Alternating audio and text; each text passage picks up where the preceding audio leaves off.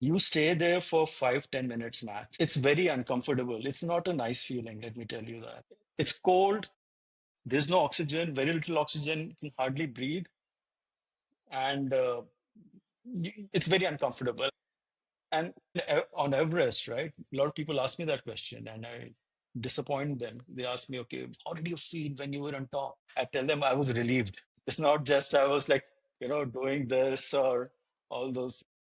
Yeah, not before. Yeah, yoo-hoo, all this. Yeah. It was very business-like. And it comes with, of course, I had decent climbing experience before this. So you know that you don't want to spend too much time there. You have to get back to camp for, alive. Hi, everyone. Welcome to another episode of the Second Innings podcast series. Suman, Ghosh, and I are your hosts as usual for this podcast. Our purpose, passion, joy are becoming more and more important to all of us in our life journeys, especially in all of our work. Our Second Innings podcast, the whole idea is to explore through conversations with people who've done it, how some people go about doing these transitions. We uncover their stories, their experiences, and most importantly, their learnings. Transitioning to a second innings may require taking risks, in fact, almost always does, and stepping outside of societal norms, well accepted things, and most importantly, our comfort zones. Telling and listening to such stories helps all of us. It's not every day that you get to meet someone or talk to someone who has been to the top of Mount Everest. We have someone who's done that, and I look at him with a lot of awe and respect. He's on our podcast today. Hemant Albert Soreng is an adventurer, author, documentary filmmaker, serial entrepreneur, and he's the founder of Rustic Travel, which is a sustainable experiential travel company. He is a marathoner, Ironman triathlon finisher, and a mountaineer. And as I said earlier, he has summited many peaks around the world, including the tallest of them all, Mount Everest, which he did last year. Hemant is an electronics engineer and he's done an MBA from IIM Bangalore. He has a background in technology, marketing, and of course, entrepreneurship, having successfully started and exited one of the first digital marketing companies in India. After a successful stint in the corporate world, he moved on to follow his passion for travel and for the outdoors, which includes an all India road trip during the pandemic, where he traveled in his car across all the 28 states of India. Welcome to our second innings podcast, and I'm really looking forward to hearing all your stories. Thank you, Atul. Thank you so much.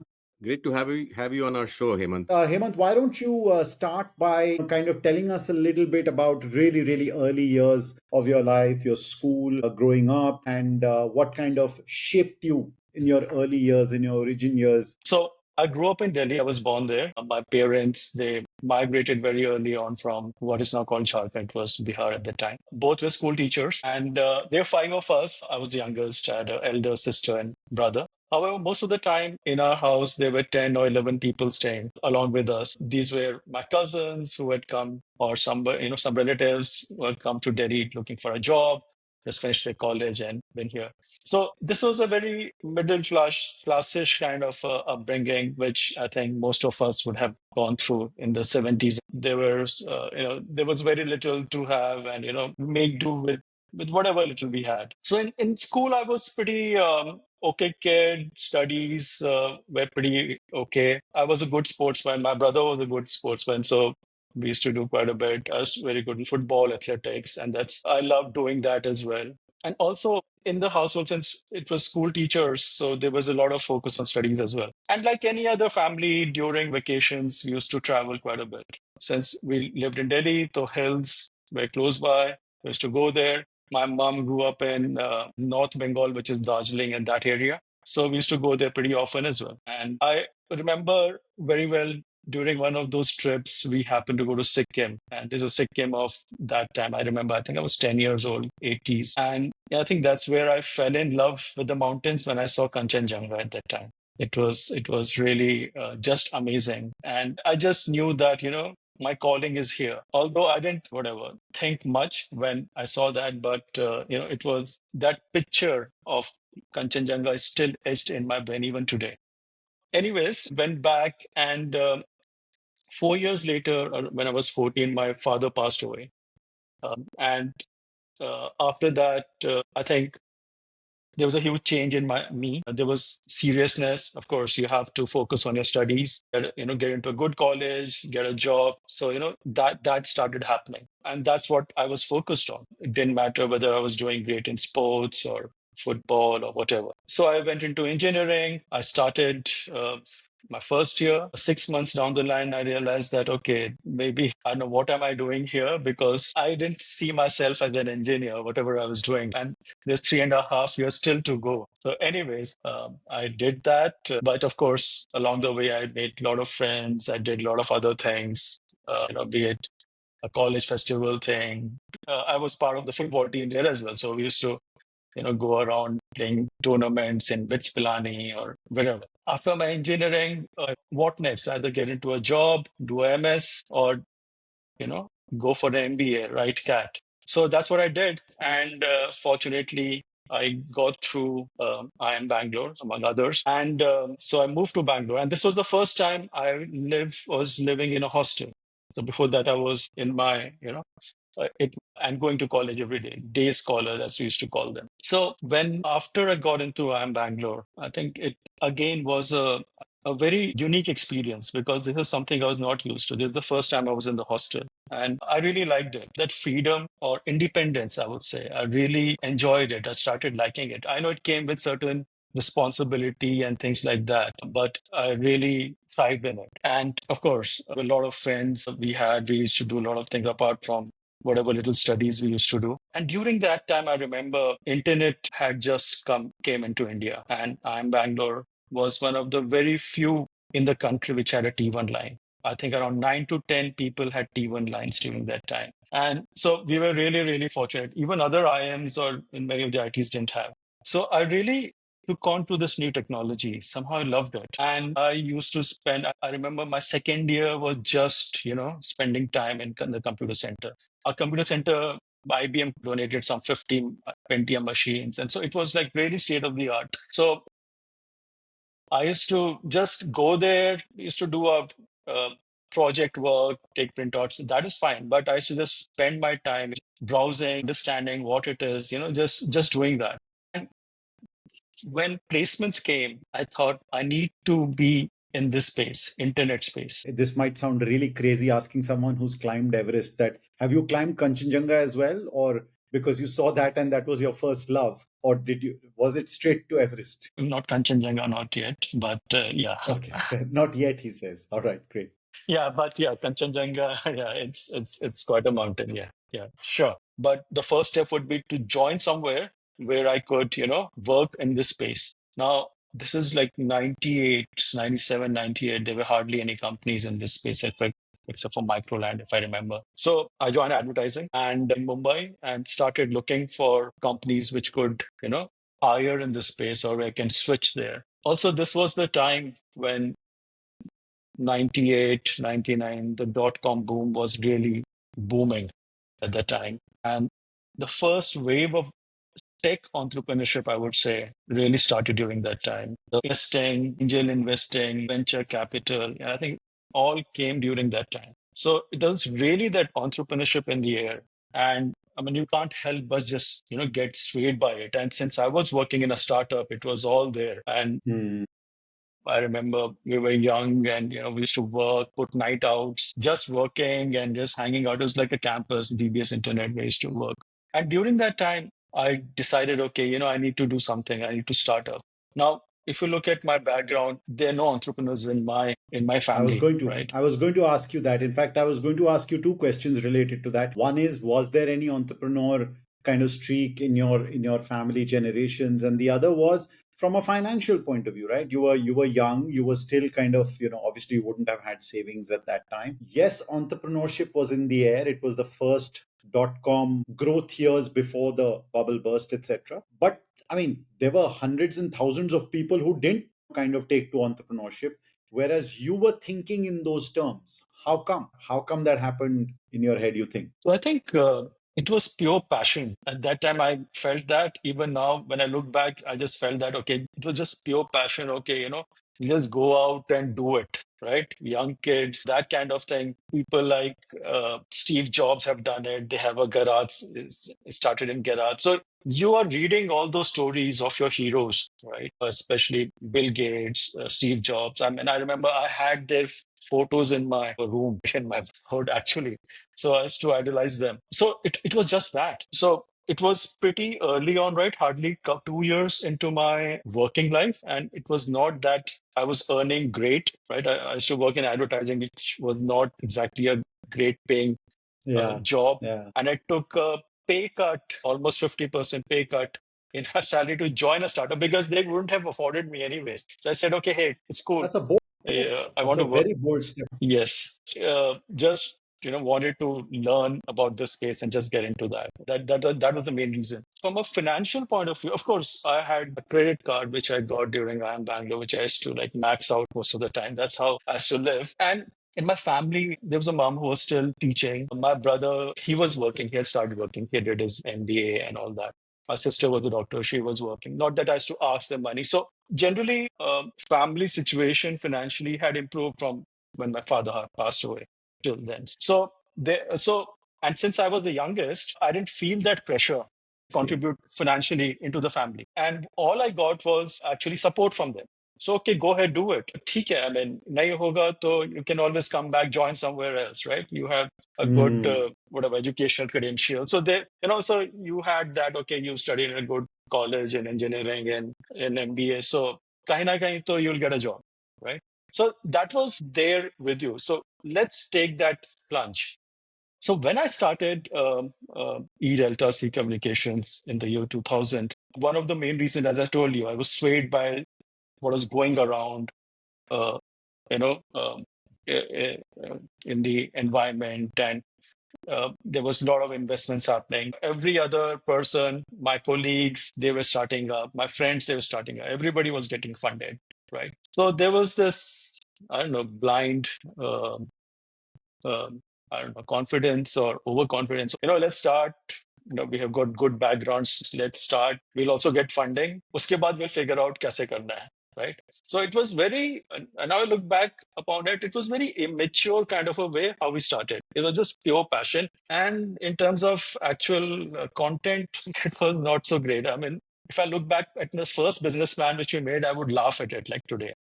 It Yeah. takes a certain amount of naivety to take this kind of a plunge. I mean, what you're calling immaturity, I'm calling naivety. Because frankly speaking, like us all classic MBA types, if we start analyzing something and start thinking it through, you'll find all the reasons not to do it. That is the way it typically works. Whereas sometimes you just have to, and that's why it's called taking the plunge, because beyond the point, just a plunge. So just to be Right. clear, when was it that you took the plunge? You said you joined HTA, then you took a pay cut to join this internet company, and then how long was it before you started out? So in 2000, in the year 2000, Okay, 3 years.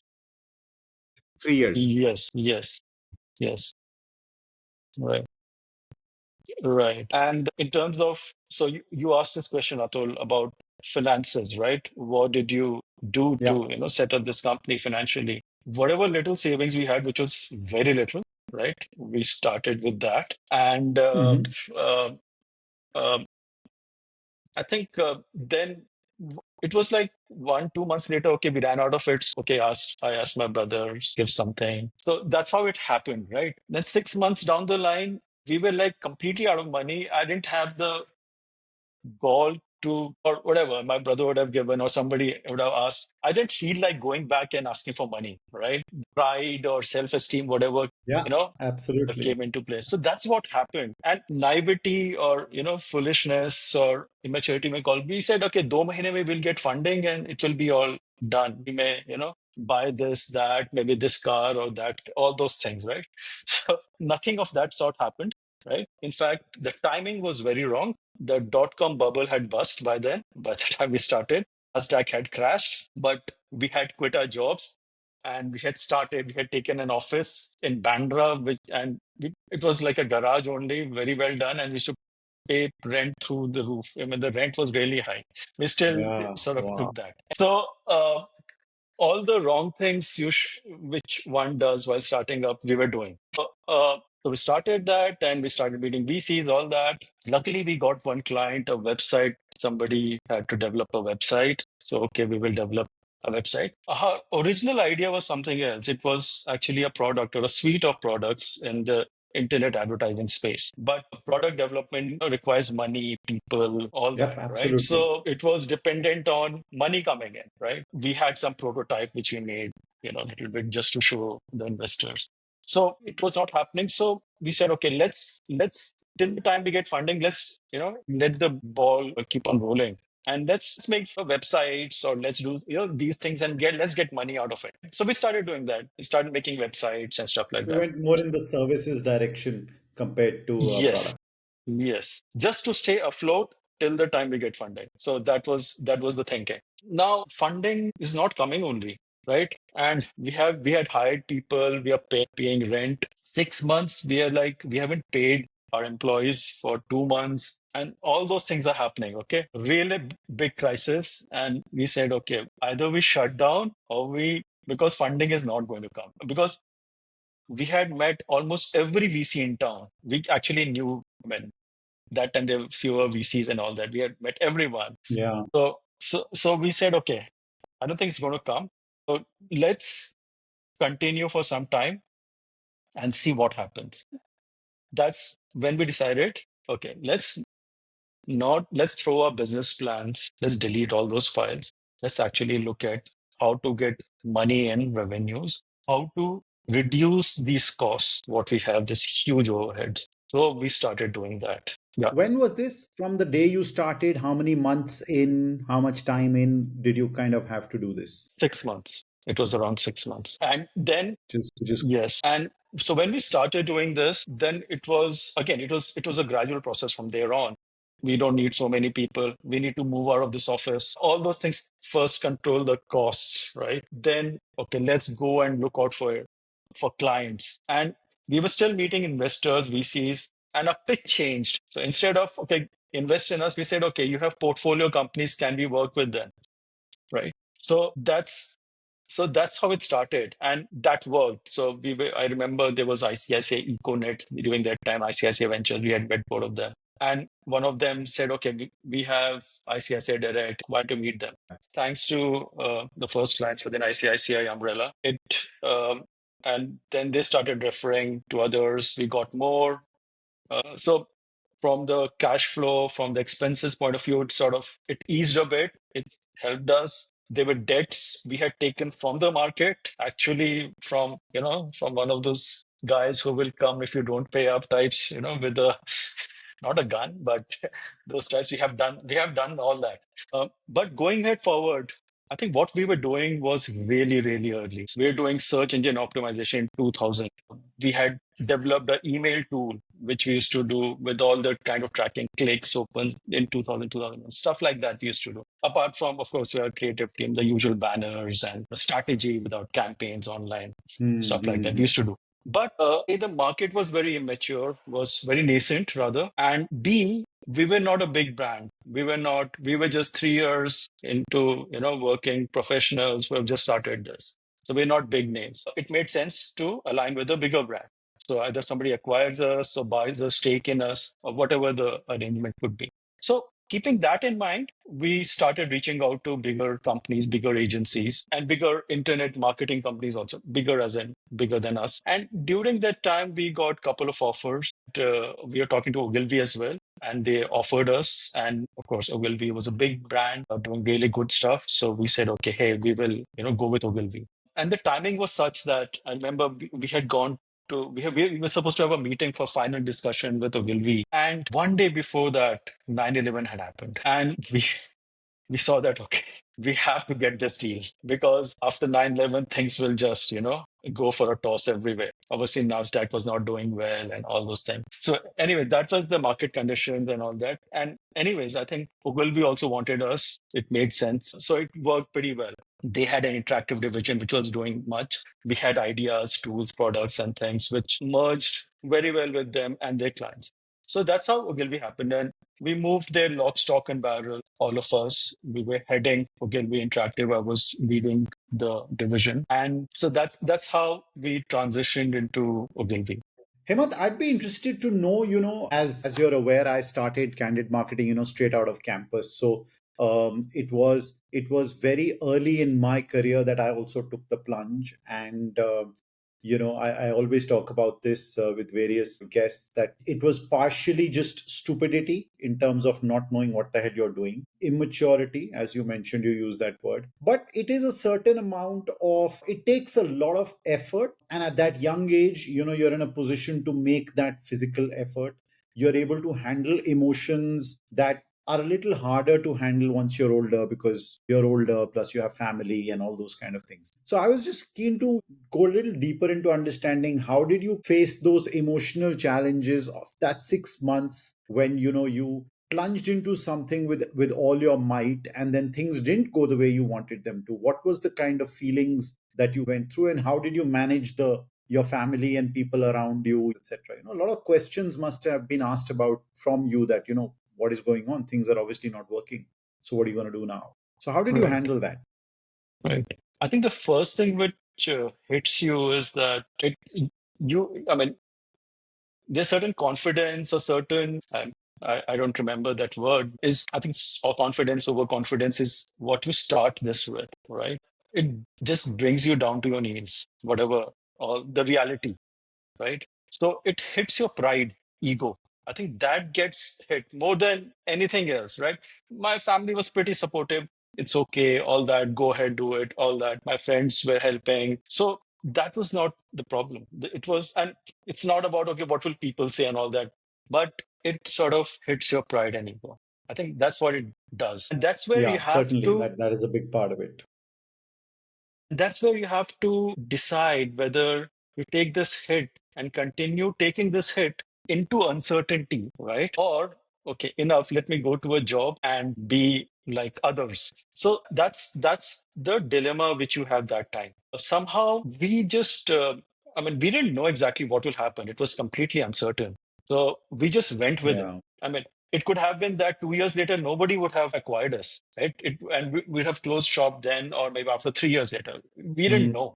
It was just that it's that plunge we took without, maybe it will not happen. So it's very irrational thinking, or it's that kind of this thing. I mean, I don't have an answer in terms of what happens, yeah. but I think what happened is that there's a certain thrill it gave you. There was this adrenaline rush which happened. Now, something I experienced while playing football or doing sports, it gave that rush, and you score a goal or you win, or if you, even if you lose, you get that kind of extreme emotions, right? It gave that. I know I could relate to what happened as a child when I was doing those things. So personally, for me, I really loved it, like the ups and downs, Mm, not just the ups, mm, of course, the downs. And after the acquisition and all that, I was just super confident. Okay, you have done this, you can do anything in life. Of course, there's certain things you do and all that. I mean, you can. I won't say you are sorted for life, but at least mentally you can, work towards it, because we were really deep down in dumps after 6 months. So, and one thing also which I want to talk about is that when my father passed away when I was 14 years old, from personal standpoint, it was really, really low in my life. And for all of us in the family, of course, right? And at that time, I had decided that this is the lowest I can go in my life. Whatever happens after this can't go lower than this. And that is something I have just internalized. So whatever, downs which happened, you get a bad grade, or to entrepreneurship, you're getting those whatever beatings. That was nothing compared to what had already happened. So, okay, ठीक है, worst has already happened. Nothing can go worse than that. So, you go with that attitude. So that has, I mean, personally for me, that has helped me throughout till now. So during that time also, that was my approach to life and whatever was going on. Yeah, that's very interesting. So every time you hit a low, you basically telling yourself that I can't be, I know where what my low is. It can't go lower than that. yeah. Yeah. Yeah. Kind of you're I've been to framing the it that bottom way. of the pit. I know what it looks Yes. like. But I still find it fascinating that with a background, like you said, middle class, I don't think there was much entrepreneurial thing in the family. That taking that plunge just 3 years out was itself was a huge thing. And maybe those ups and downs did help you to shape you as you went forward. Yeah. Absolutely. So that was No, yes, you're right. Those ups and downs. I mean, If I look back now, even while I was going on the final summit push to Mount Everest, and that time I Hmm. was thinking all of this because you have some 10 hours to go up, Camp 4 to the summit, and another 8 to 10 hours to come down. So overall, you're talking at 20 hours of walking, mindless in some 30 minus 30 degrees with like oxygen levels at one third because you're on oxygen. Mindlessly you're walking and you have to keep on walking. If you stop even to rest, you become very cold. So you keep on walking, walking, walking, walking. And the only thing you do is think that time.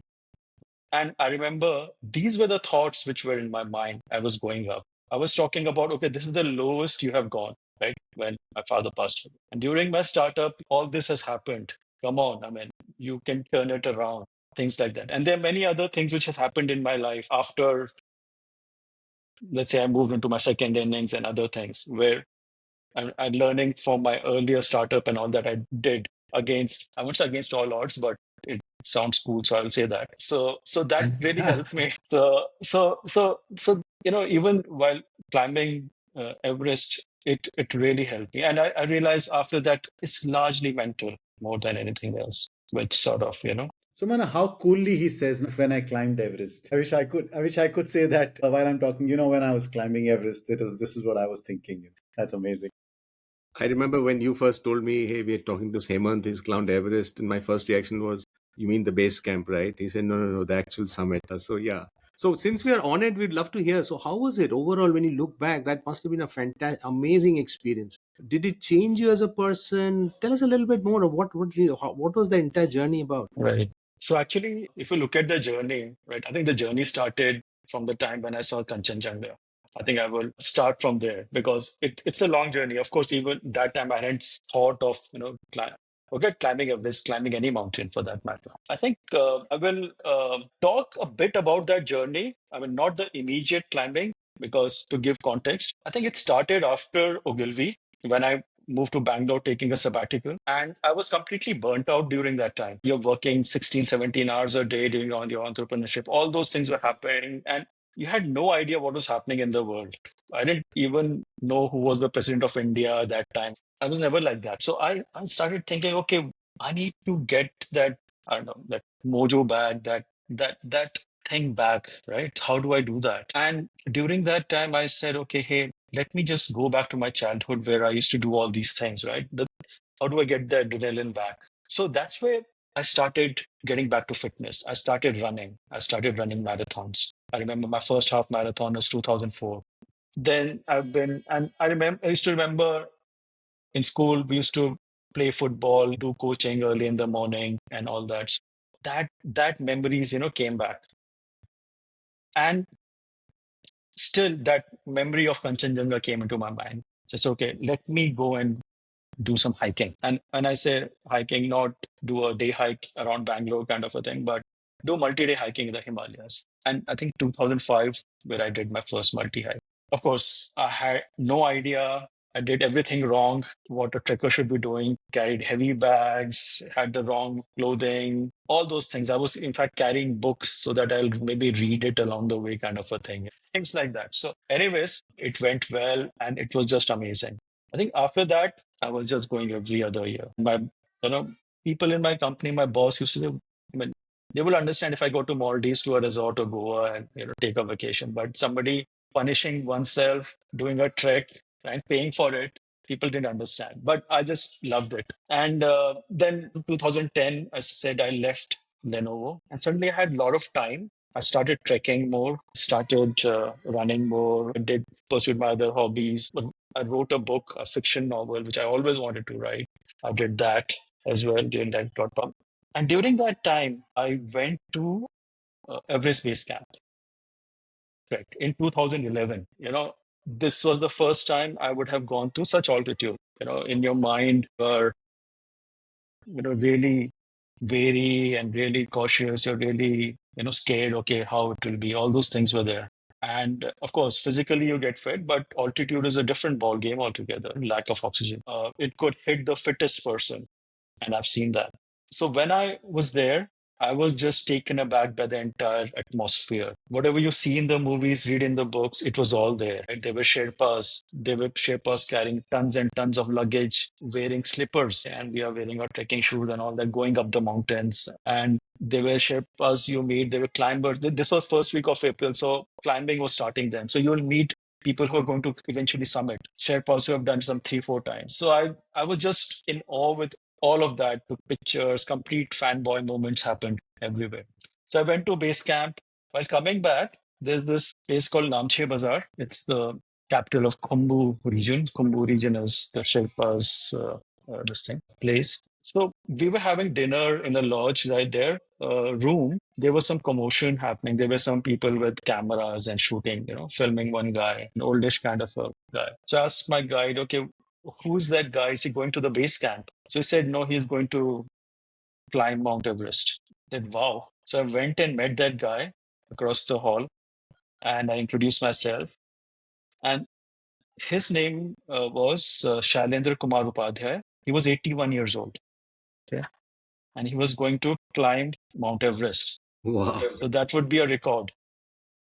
Okay. So, Wow. I still have a picture of him. I will send it to you guys. So I took a picture with him, autograph. I still have all that. And we started talking. So he had an amazing background. So he was an Indian freedom fighter who, after independence, he moved to Nepal. And when Nepal turned from monarchy to a democracy, they adopted democracy. He was the first foreign minister. And after retirement, he represented Nepal in UN, etc. And after that, he started pursuing his passion, which was hiking, climbing, and all that.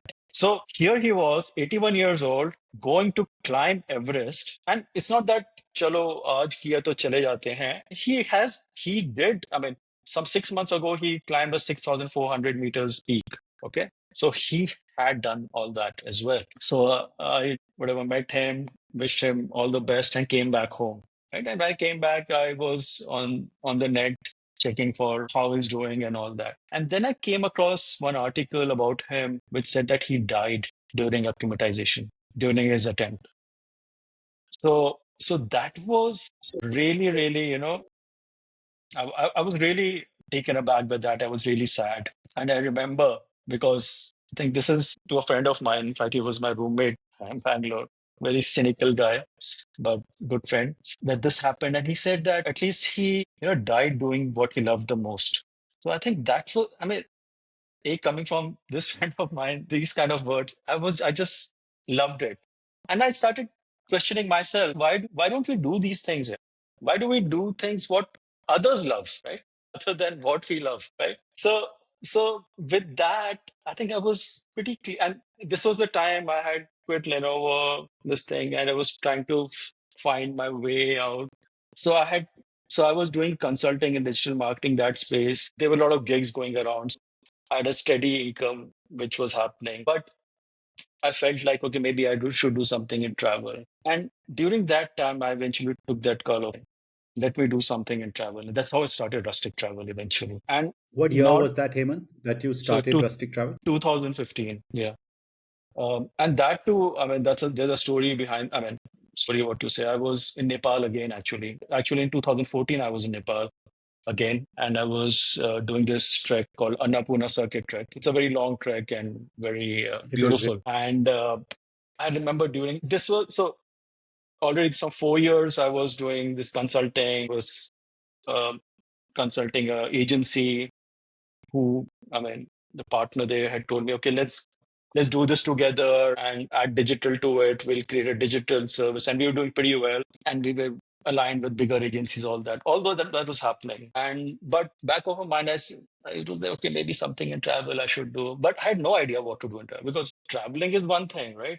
But business of travel is a different Mm, thing. yeah, So, totally. so anyways, I just was doing this trek, and I think during that time, I think things become clear in front of these big mountains. I think I had one epiphany, I would say, and I said, okay, I think I should just follow my heart and just do this. I should take that plunge. I should jump that cliff, over that cliff, and I will learn swimming along the way. I think I just decided that during that. And also, it came also that what will happen if I do the other way, the digital marketing way. So something I have done like years ago, I have done this. So max to max, maybe we will scale it more. So over 10 years, people know me more and we can do better. Eventually, we will sell it off to someone. We will sell it off for a bigger amount. We'll be much richer. Then what? Then we will be there for 3, 4 years, 5 years, whatever. Who knows? By that time, I don't know how old would I be, or all those things will happen. Right? So whatever I'm doing here, trekking and all those things will never happen. So it was like the money versus this, like total uncertainty. So I chose uncertainty, and I'm still in that. Is Rustic something you do by yourself, or do you have a partner in the business or anybody you're working with? Because that would be an interesting story for us to figure out as well. That how did you go about setting up Rustic? Right.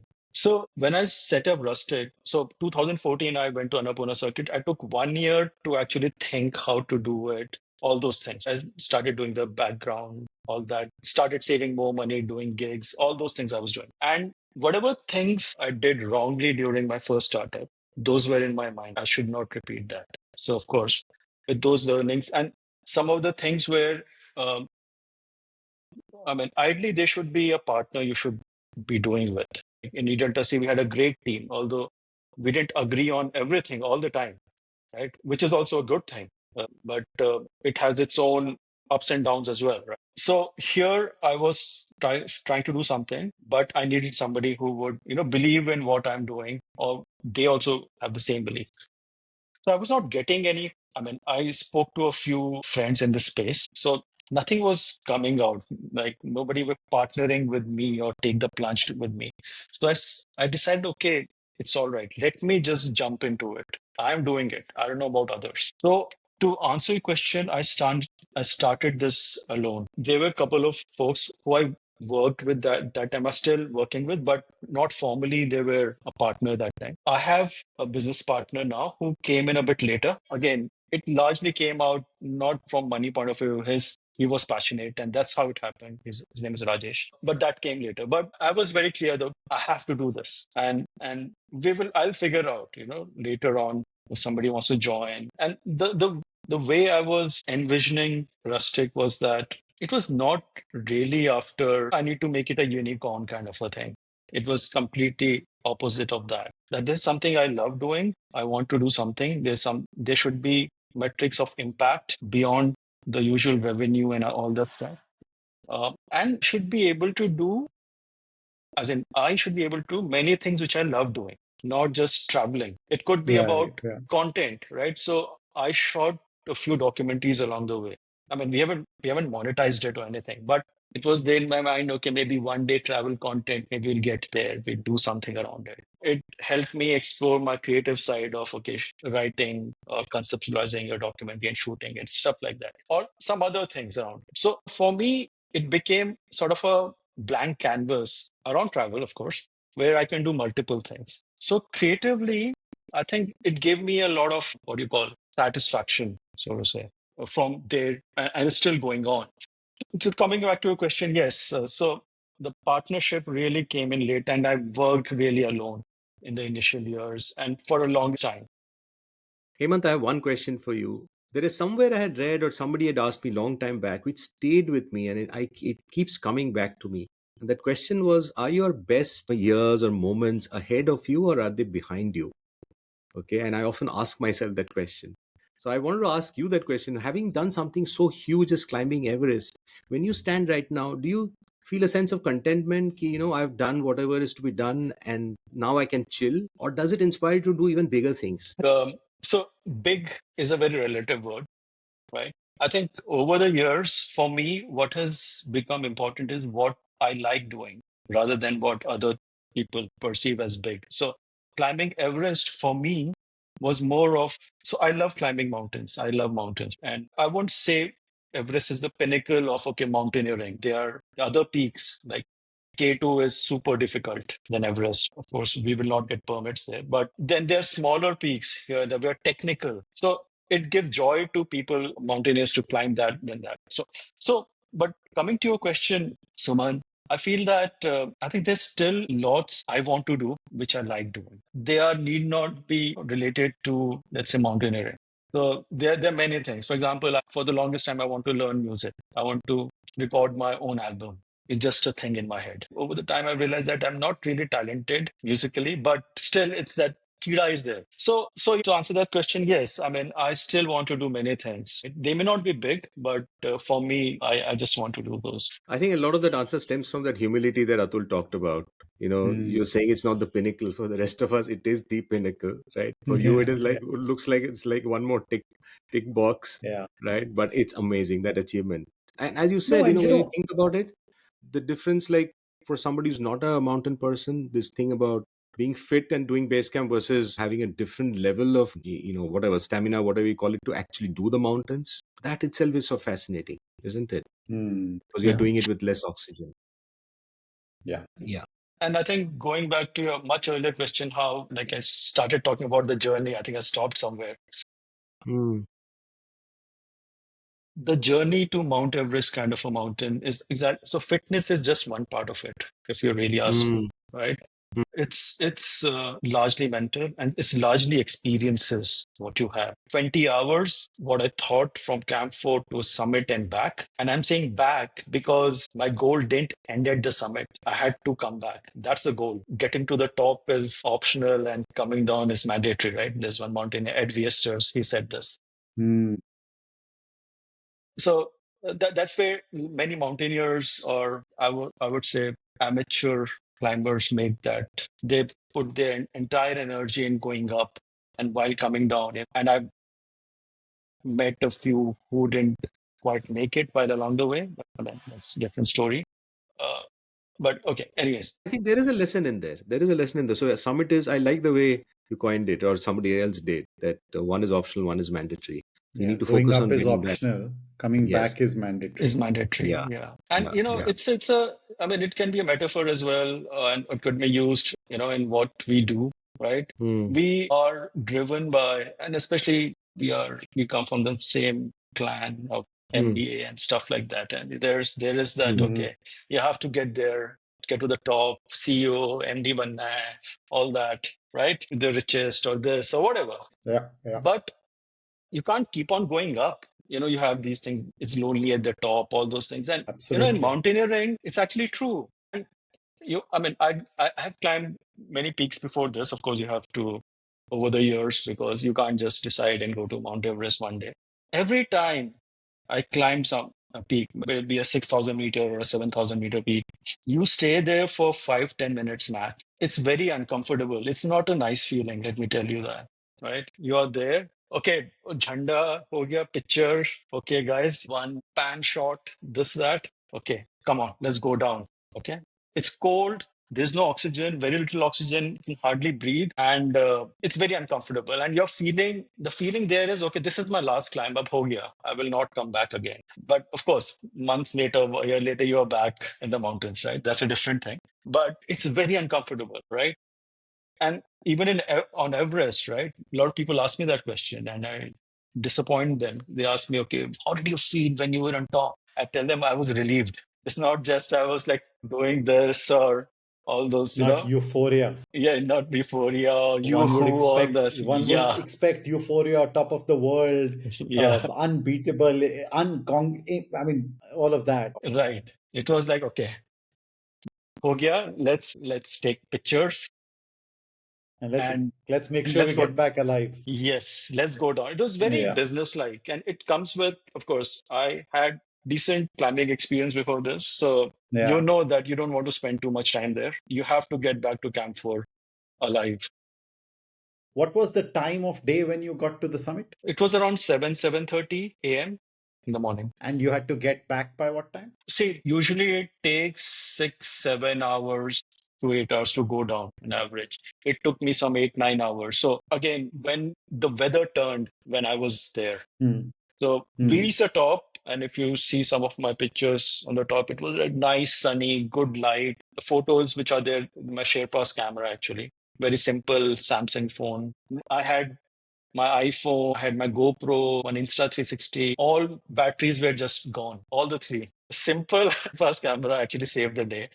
So, wow. anyways, we took pictures, and I had like a lot of pictures. Then I remember during that time, and since I had a few flags, stick banner, there was one IMB logo I had also taken. I had taken off my gloves during that time, and you're being foolish when you do that. I somehow Just took it because it was easier to like shift from one flag to other banner, whatever. And today, when I see those pictures in a chronological way, I see the background from sunny, it turns into sort of a bad weather, kind of a whiteout kind of a weather. And during Wow. that time, there was one gust of wind happened, and immediately my fingers froze, right? They would like rock. And that's what I meant, instant freezing. And it would have touched like, when wind blows, right? Wind chill happens, right? And already you're in minus Mm-hmm. 20, suddenly minus 30, minus 40 would have happened. And Mm-hmm. then I put my gloves back and I increased the oxygen flow. It took me 1 month to get the sensation back.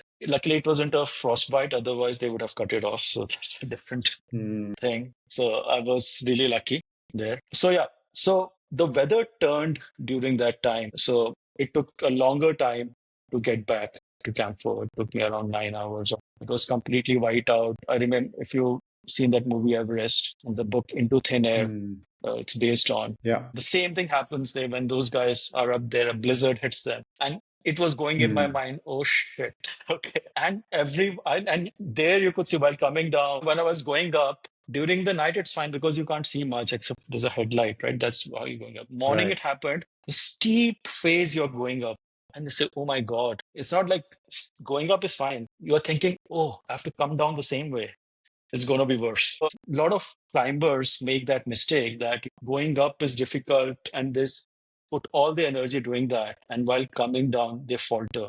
Their oxygen levels go, or the cylinder goes out because they're taking too much time or whatever. All the Mm. energy is all that. So most of the deaths which happens while descending. Wow, fascinating. So Yeah, yeah, I Absolutely love the way you incredible. described it. We can almost feel, some of Yeah. those moments. Yeah, absolutely. Going back for a moment, Hemant, to more down to earth achievements of yours. You talked about starting Rustic Travel in a lot of detail, and I was just curious. How do you compare the two transition decision making that you did? The first one when you created the E Delta C, and the second time when you created Rustic Travel. Obviously, they were in two totally different stages of life as well as two different areas. But how do you compare your two transition thought processes? so I think the first uh, transition, the plunge was very emotional, very like it was a passionate, emotional decision. There was no rationale.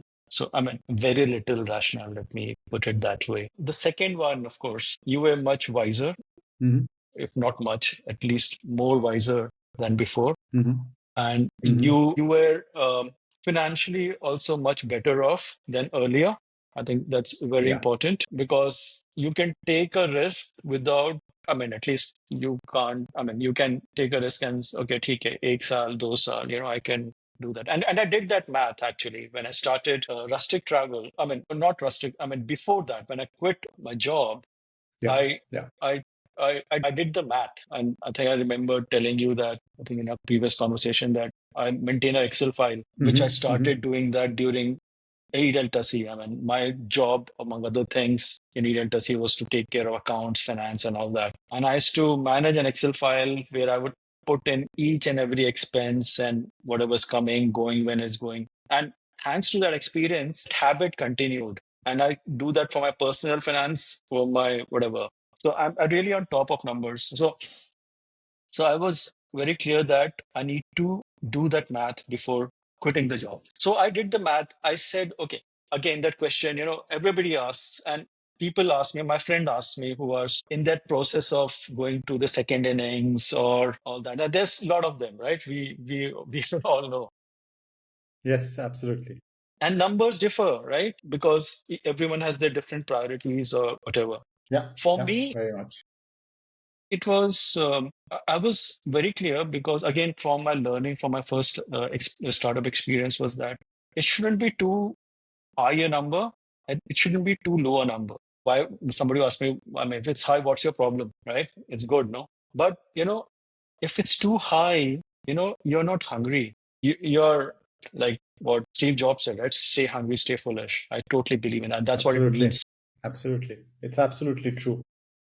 So if that hunger is less, so you will not try harder. In fact, I was consulting during that time, this that transition period before Rustic Travel, and I remember that I had started Rustic Travel and operations had started, but I was still on a retainer for a startup I was consulting with. Monthly kuch aa raha tha, right? Then some few months down the line, I realized that there's no drive in the what is happening unless I feel it, right? Unless I have the teeth in the game or really pinch it, right? I mean, Mhm. it's not that business was happening. And that's when we started pivoting or chalo, let's do this or ye karte hain, yahan se aayega, nahi to aise aayega. You know, you may call it innovate or I mean, think beyond the box or go out of your comfort zone to do this or whatever phrases or words you may call it. Yeah, yeah. I thought that. So decided, okay, I will end the, I mean, no, here I decided that, okay, I will stop earning money, right? I had a retainer. I said, okay, no, I will put 100% of my time in Rustic Travel and then it will show. And, and I mean, it didn't show immediately. It took 1 year, 2 year, 3 year to get there. But had I not done that, it would have maybe happened much later That's an or amazing maybe not. approach. Yeah. That's a massive learning and an amazing approach, that having your skin in the game. My favorite thing is, marta kya nahi karta. Unless you have marta kya nahi karta happening, you know, it's just you got to do what you got to do. Yeah, I mean, it doesn't matter where the revenue is coming from. And I find it fascinating, Hemant, that you're saying that you decided to stop a revenue stream which was a personal revenue stream, not a Rustic Travel revenue stream, because you wanted to make sure that the Rustic Travel revenue streams would get far more crucial for you. Now, in some senses, that's counterintuitive. You would say that let's reduce the pressure on Rustic Travel a little bit, keep my personal revenue stream going so that at least my personal bills are taken care of. But it's actually counterintuitive, which is absolutely amazing. And I understand the way you were looking at it. And being an entrepreneur, I completely understand where you're coming from, because that laser focus is an incredibly strong force. Nothing focuses your mind when everything depends on that one laser focused objective, and suddenly everything kind of comes together. Yeah, and some of our other guests also said it, Atul, when we asked them, we talked about option of what's your plan B, and they said there's no plan B. Yeah, When you there have is no plan plan B, B. there's no, your plan A is not Yeah, firing on all cylinders. absolutely. I Yeah. remember Anshu mentioning that, that Yes. he did not have any other thing. He just decided, I'm going to do this, I'm going to do whatever it takes to make this happen. Absolutely. If you were to do the same again, what would you do kind of differently, and what would you do the same? I think during my first startup, where we exited after 2 years, maybe I would have stayed more because I felt that I think experience. There's no substitute for experience. I feel in my experience. So I think that would have been really helpful if I look back. Something which strongly believe in whatever I do is that there are no failures. Right? We are always afraid to take risks and do things for the fear of failing because somebody while growing up said, "अरे ये करोगे तो ये चोट लग जाएगी, आंख कंधे आएंगे," all those things. So we are always afraid of that. I feel these success and failures have been from our childhood being decided by others. Once you Mhm. try to decide or define it yourselves, that sort of fades away. So that failure becomes an experience rather than a failure. So I'll say that there Mm. are no failures in life, there are only experiences. So look back, when I go back, I would like to have more of such experiences, especially during my first time. Any advice you have for people listening to us who want to take the plunge? As you mentioned earlier, we both, all three of us, know people who are our friends and, colleagues who so many of them want to take the plunge. What would be your advice to them to kind of approach this challenge? I think, I mean, it's not original, but I'll go with what Steve Jobs says: stay hungry, stay foolish. Seriously, it has worked with me. It continues to do. I think I will tell everyone that will be my advice too. That's very interesting advice, Hemant. And again, I love a lot of your thought process, because a lot of it is counterintuitive, because a lot of people don't take the plunge because they say that financially I need to be in a comfortable or a good position to be able to take the plunge. Whereas stay hungry, stay foolish to some extent is exactly the opposite, right? Don't be so satisfied that you don't take the plunge. And I don't think I've ever thought of it like that. While I do agree with your stay hungry, stay foolish assessment, but it's a very interesting way to look at it, because most people I talk to who don't take the plunge, the main reason is, yeah, maybe a year more, I'll be financially in a better position to do what it takes to take the plunge. Yeah, Now I that mean, we're so talking so much about this particular quote, I'm just thinking, stay hungry. Yes, it's clear what it means, but stay foolish also probably means that you don't have to have everything sorted out, because as you said earlier, Mm, if you mm, wait indefinitely, you get into an mm, analysis paralysis. mm, So mm. you do things which in hindsight might look foolish, like what Hemant was telling us. When he looks back, it seems so immature. But at that point in time, probably that's the best thing to do. Yeah. and to add to Naivety. that, someone to add to that, all, and I go back to the same thing, right? All naivety, this foolishness, it just added to the experiences, right? And as latest as the Everest, that 20-hour walk which I did, it just added, it was, I think, the culmination of all those experiences. For the, Mm, over 10, 12 years, I've been climbing, and I'm not just climbing, I've been leading, especially after Rustic Travel, I've been leading some expeditions myself. That's a different ball game altogether, because you're responsible for people, and I have done rescues and stuff like that where we lost some people. I mean, could have, things like that, right? There are situations which have happened in certain rescues. The climbing Everest was just in my mind, as in, or not climbing it actually. And when I left Camp 4, for example, since we're specifically talking about that time, I left Camp 4, and then there's chatter on the radio happening, right? My Sherpa is carrying a radio, and there's my couple of my team members, the couple from Norway, they're behind me, they're coming me, and we are walking just above Camp 4. We are walking, it's still starting to get dark and all that. Then say, "Arey, दो लोग का पता नहीं क्या है?" ऐसे, the Sherpas are talking to each other. मैंने कहा, क्या हुआ, what happened? They said कि one team member of mine, Daniel Peterson, and his Sherpa, they are missing from yesterday. So, in fact, we started together from base camp, and I stayed one night at Camp 4 because there's too much traffic along the way. I mean, people, climbers said, okay, I will sleep in Camp 4 one day. That's some of us decided, because while going to the top, there'll be so many people. And the rest of the group, they went. And these guys summited. And while coming back at the ridge, there's a place called Hillary Step. There's a huge traffic the early hours of the morning, and a yeah. huge cornice of ice broke and fell. 6 climbers fell off, and these guys were among them. And these guys were not clipped to the rope, so they just fell off. 4, they Wow. came back. So they were really unfortunate, and that's what happened. And this is one guy, he's from UK. We used to meet every day, talk, share the dining tent, and you really get close during that time. And you Mm, starting your walk, a summit push, with this news, right? Uh, there was one girl behind me from Norway, that couple in Sicily. He was just taken, she just abandoned her summit attempt. She went back to the camp. So, now, when I was going up, I was thinking of all this. I was thinking of all which has happened in my earlier startup, things which have gone wrong, or, what you did. So basically, all those experiences. And I think that pushed me to maybe the top and back. It's, as I said, it's experiences. The more experiences you have, and more experiences you have out of your comfort zone, they make you maybe stronger. yeah. Yeah. What a fascinating story. Thank you so much for sharing it with us. I've not kind of had this kind of conversation before. Thanks so much for sharing it with us.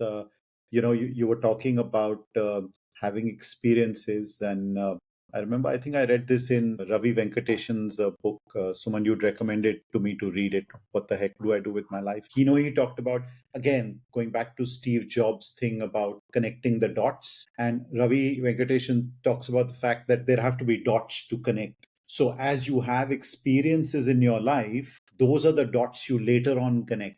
So you have to have those experiences to be able to connect the dots. And you've clearly had many experiences, and you're now looking back and connecting the dots and continuing your journey. And And I definitely wish you the very best. I can't tell you to climb something higher than Everest because there isn't one. I wish you one day get a permit to climb K2. That would be amazing. I'm sure that would be an amazing thing for you to do in your journey. Thanks so much for sharing all that you have shared with us.